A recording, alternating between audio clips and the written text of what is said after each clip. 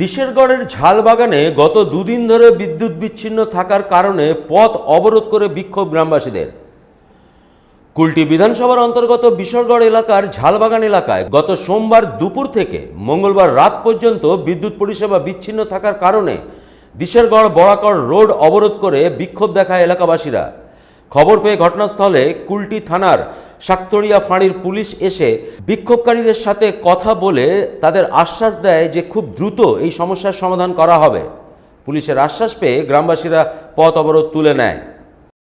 वहाँ 4 गो फेज का लाइन आया था, 2 गो फेज करके चला गया, बाकी 2 गो तार काहे छोड़ के गया है।